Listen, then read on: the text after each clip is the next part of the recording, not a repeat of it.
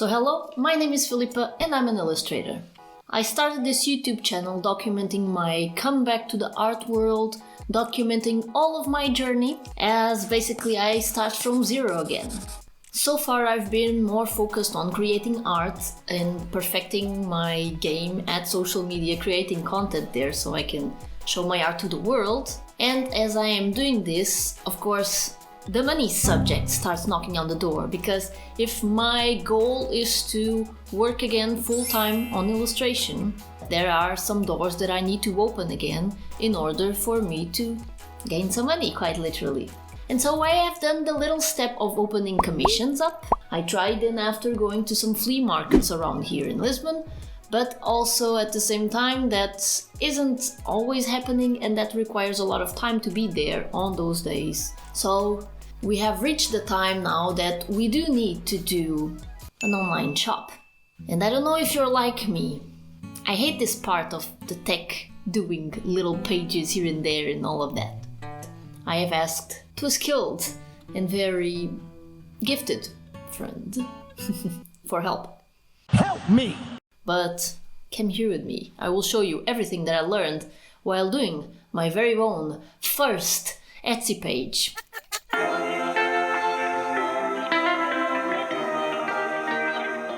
So, of course, I first headed to the Etsy page and I created an account. And the first steps are pretty easy. Of course, you just have to fill with all of your details, your name, your address, all of that.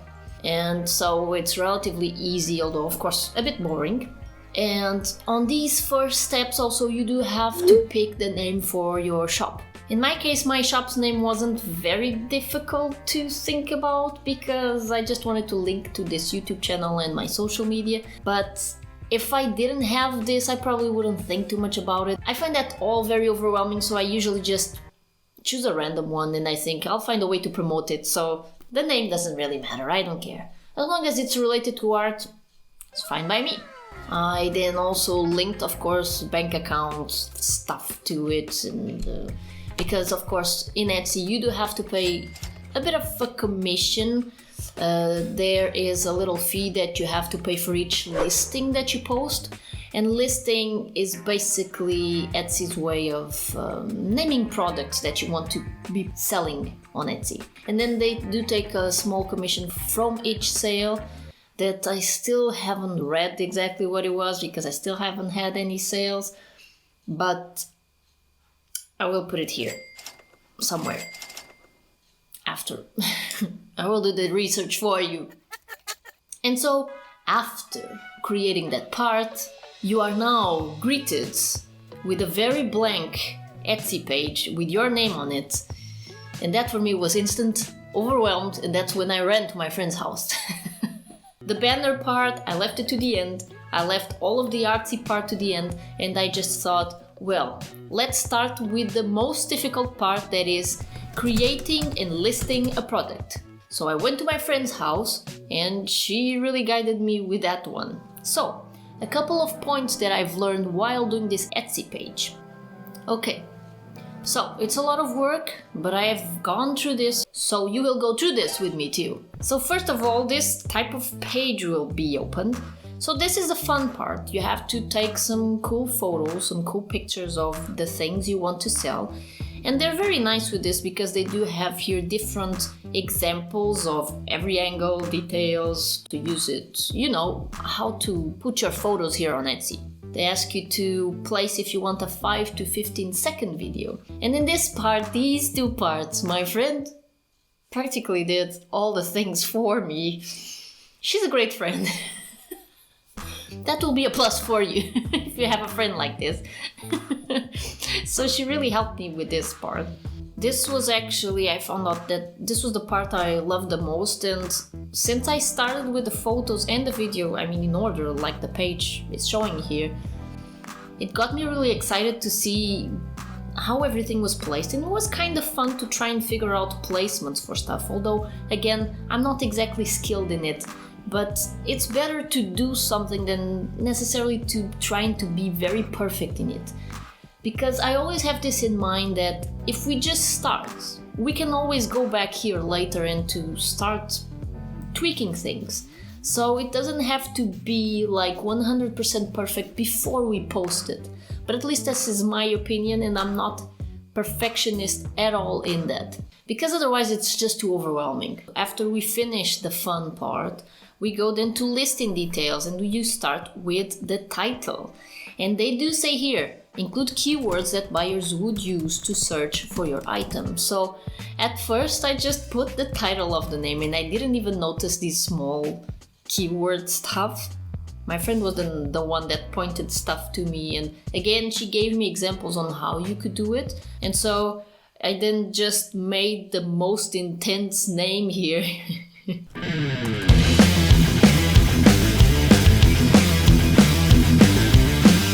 I'll just play your game, Etsy. And then they ask about your listing, if you are the one that did it, if it's a finished product or not, if it's a supplier tool, and the date where you make it, when you make it, when you did it, Jesus. Then you have to put a category. Here I still have stickers because I kind of used the template for the sticker page I made.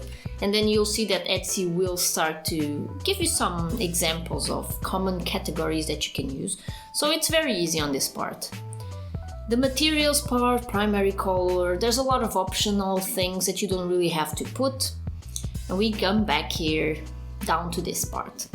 Renewal options. So here you do have the price for the listing. Like I said, it's 20 USD each time.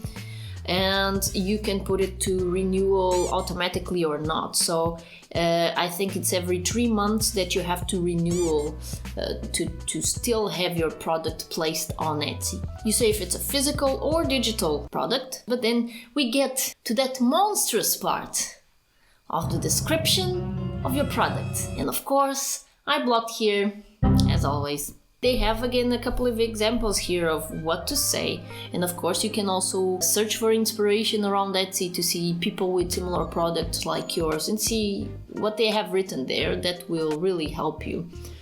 But my friend had this great idea that I just appreciated that much, and I was so satisfied to see. She used this webpage, this OpenAI ChatGPT, and basically you go there and you say what you want the AI to write for you, and it will just write stuff. So you can use that as a template really easily to just then modify stuff and make it your own.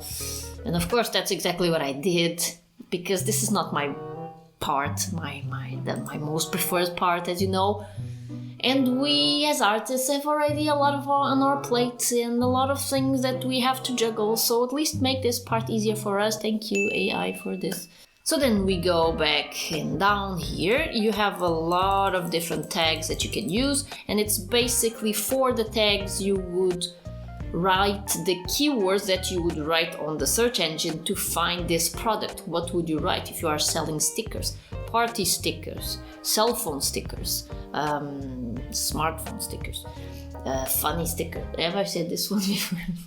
You know what I mean. And then we go down here again and you see the price. You enter the price in variation, because you can put different prices for each variation of your product. So if I put here the different variations for that, like for example, you have here different dimensions. You can click here, prices vary for each dimension. You put the centimeters and all of that, you just write it all out and you add it. And all the things after, you'll be able down there to put different prices for each of these variations. And down here also you have, if you want, different prices depending if you are sending it to your own country or to other countries around the world. So it's pretty cool. For the quantity, it's the amount of prints that you have. My friend here gave me the tip of putting a high number of quantity, because she does say that if it goes down to 0, you'll have to renew your thing again. So I just put it 100, but I mean, if it sells really fast, that would be pretty cool. I'll just put it maybe 1000 next time. Okay, so down here we do have the variations here. Again, This is, you can put edit variations. This is from, again, the set of stickers that I had, and also it's the ones that we've put here. And here it's the place where you can state your different prices according to the different characteristics of that print or whatever you are selling. You can put it personalized or not. And if you need to ask a specific thing from your client, you can write it here. And then you have to, and this is the boring part, go to the delivery section where you have to edit and do the maths on all of the shipping costs to send stuff physically for your clients. I mean, if you're doing this digitally and that's an option, it's so much easier because you can skip this part. But if not, you have to do this. So basically on this part, I have put here enter custom delivery options. This is pretending that I haven't done this for the prints and stickers.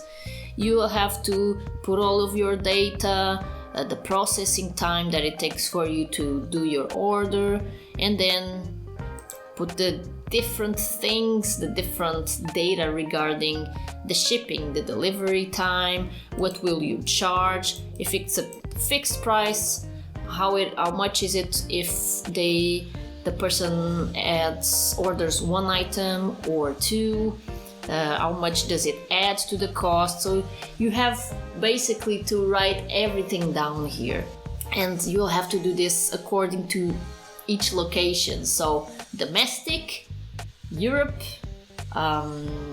Americas, and all around the world. You can be as specific as you want. This will, of course, require you to do a little research on your own mail system in your own country, going to their website and see how much they charge for shipping. You'll have to know the weight of the things that you're shipping, more or less, and kind of figure out the price there so you can add here, and Etsy will automatically add that to your order. It's the boring part, I know, I've done that. But the good part then is that it stays here. So now I have for stickers and prints, so I never have to think about this ever again.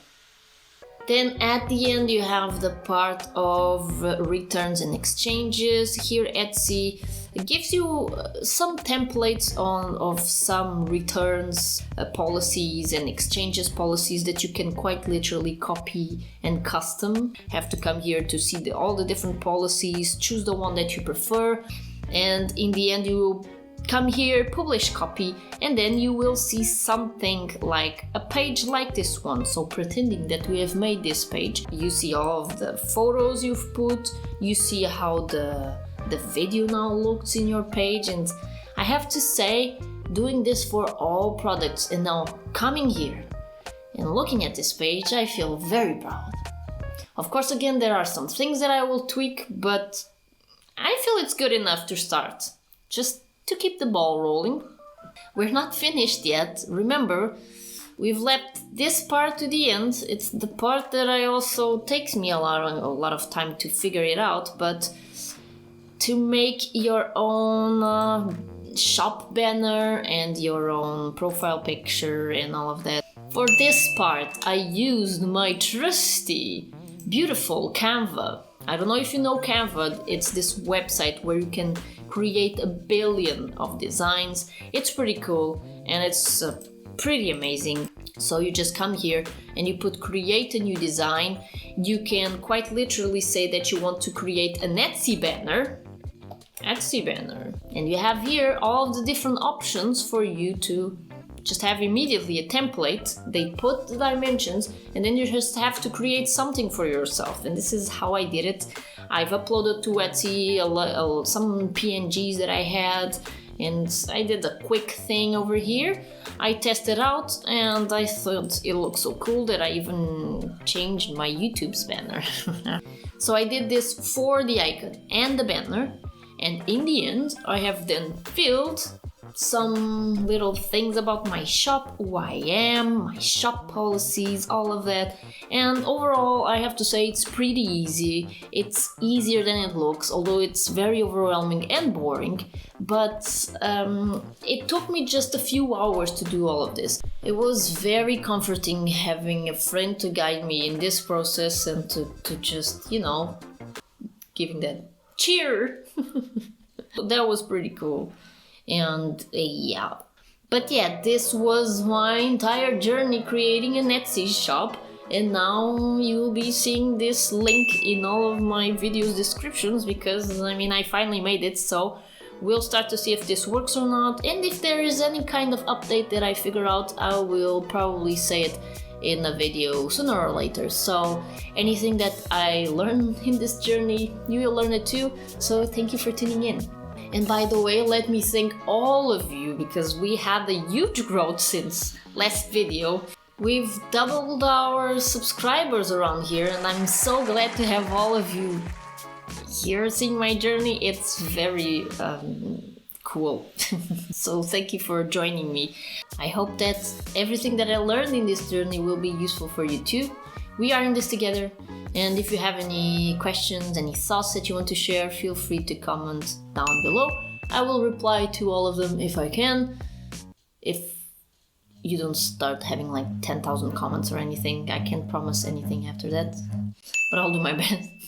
But yes, thank you for being here. Thank you for subscribing. Thank you for any type of interaction. It's so exciting to see all of this.